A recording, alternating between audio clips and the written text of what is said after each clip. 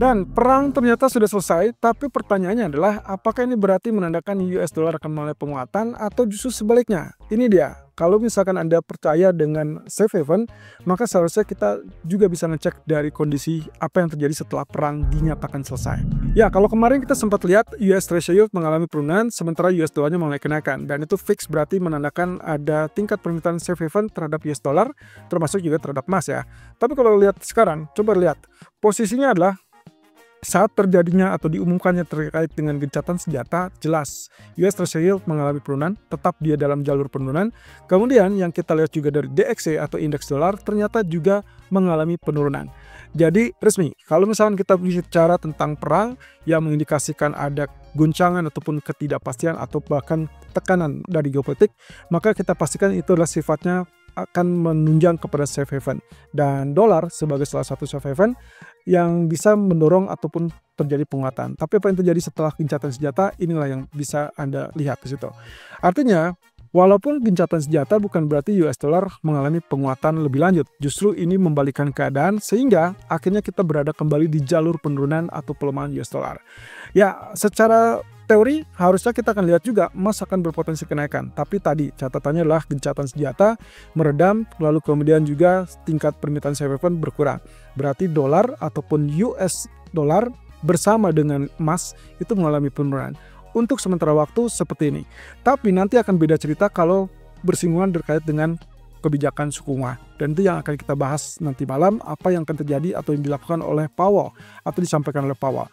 Nah, di sisi lain, kalau kita perhatikan setelah kita sudah memastikan posisi US dollar melemah, maka Anda bisa lihat di sini. Dampaknya signifikan mendorong kepada pound sterling yang semula sempat terjadi penurunan selama 2 atau 3 hari berturut-turut, bertahan di level neckline yang kita curigai sebagai double top, ternyata berbalik naik dan sekarang ini berada di 1.3588.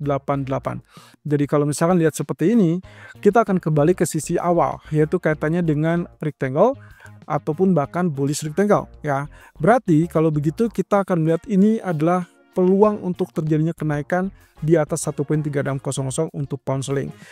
Mengingat dengan pelemahan US dollar yang sedang berlanjut, maka kemungkinan di grafik 4 pun kelihatan di sini bahwa apa yang terjadi dalam 2 hari terakhir terutama terjadi double bottom, kemudian dia tembus neckline, dan sepertinya neckline 1.3503 pun ini berlanjut dan kita akan melihat 1.3615. Berarti secara skema ataupun strategi transaksi, saya lebih prefer untuk hari ini, kalaupun terjadi rebound, maka pastikan rebound ini akan lanjut di atas 1.3620 karena ini penting. Kalau sampai dia gagal tembus, berarti dia akan kembali dalam tekanan turun. Nah, tapi sebaliknya, untuk menghindari posisi tersebut, jangan sampai kita buy on breakout ataupun buy on high, maka lebih ideal kalau misalkan terjadi penurunan ataupun koreksi terbatas sampai 1.3520-an ataupun 1.3540. Setelah itu barulah kita buy dan akhirnya mengharapkan penembusan di atas area 1.3615. Bagaimana peluang nanti malam? Apakah nanti Bailey ataupun bahkan Powell memberikan indikasi yang lebih jelas? Kalau misalkan kaitannya dengan merujuk kepada peluang penurunan suku bunga dari POE, jelas itu masih tetap terbuka di pertemuan mendatang atau di musim panas. Nah, tapi sebaliknya untuk Powell sendiri nanti malam kemungkinan akan kecenderungannya memberikan indikasi apakah dia setuju dengan pandangan teman-temannya atau memberikan indikasi bahwa tetap memiliki ruang terbuka untuk pemangkasan. Minimal bagi saya kalau misalkan ternyata Powell memberikan indikasi memiliki ruang untuk pemangkasan suku bunga, maka yang akan kita lihat adalah pelemahan US dollar sehingga ini akan berpotensi naik dan lanjut di atas 1.3620 tadi. So buy masih preferable. Sementara sebaliknya untuk crude oil kelihatannya karena posisi dari gencatan senjata sudah resmi diberlakukan per jam 11 siang ini, maka Anda bisa perhatikan penurunan yang sangat ekstrim terjadi setelah dia gagal untuk lanjutkan di atas 77 dolar. Saya sempat mengingatkan ini. Kemarin kita sempat singgung bahwa kalaupun misalkan trendline ini tidak ditembus, maka ini akan menjadi fatal dan bahkan lebih fatal lagi kalau dia berbalik turun di bawah level 72 ataupun bahkan di bawah 70. Dan ternyata crash, terjadi penurunan dan sekarang ini bisa dibilang ini adalah level-level kritikal. Kalau misalkan 2 atau 3 jam ke depan kita melihat harga tetap bertahan di areal merah ini atau katakanlah di bawah zona merah, maka kemungkinan yang akan terjadi adalah penurunan di bawah 63 dolar berlanjut ke level 59 dolar. Tapi kalau misalkan dalam 2 atau 3 jam ke depan, kita masih bisa melihat dia kembali rebound sampai level 70, maka waspada. Kemungkinan dia masih bisa, katakanlah mungkin untuk mendaki sampai 72 ataupun 73 dolar. Tapi pada dasarnya, karena gencatan senjata sudah resmi diberlakukan, maka yang paling memungkinkan adalah pola penurunan itu mirip dengan apa yang terjadi di sisi kiri, di mana dia terjadi kenaikan, kemudian akan dibalas dengan hal yang serupa, penurunan di sisi sini. So, ini adalah, kalau misalkan kemarin kita sempat singgung tentang V-shape, ini adalah V-shape yang terbalik. Artinya mirip dengan huruf A, sangat curam, dan kemungkinan akan kejar lagi ke teritori awal. Jadi berangkat dari 59, kembali jaga ke level 59.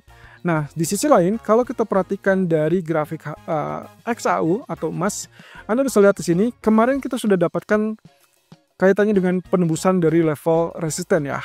Kemarin kurang lebih seperti ini. Tapi coba perhatikan, setelah dia naik tertahan di level 3393, balik turun dan bahkan tembus sampai kurang lebih 3340. Dan hari ini atau sore ini dia sudah tembus di bawah 3340.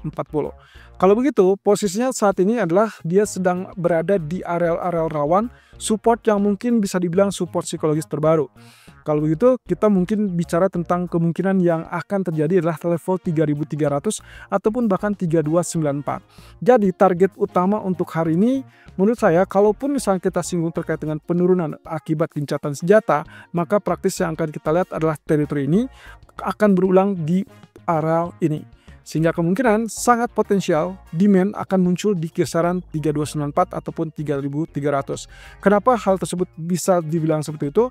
Karena nanti malam Powell akan memberikan komentar, dan kalau misalkan terjadi kesepakatan ataupun sepakat dengan apa yang disampaikan oleh mitranya, Bowman dan juga Waller, atau setidaknya minimal memberikan indikasi bahwa Fed masih terbuka untuk penurunan suku bunga, maka bisa jadi ini adalah zona demand sehingga akhirnya terdapat rebound ataupun patolan.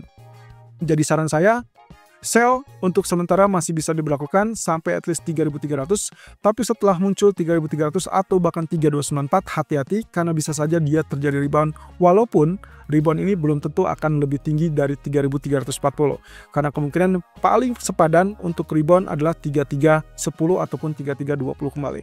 Nah, sebaliknya, kalau ternyata pernyataan Powell tidak menyinggung terkait dengan suku bunga ataupun bahkan tidak mengindikasikan penurunan suku bunga dalam waktu dekat, maka hati-hati tergelincir sampai areal 3260.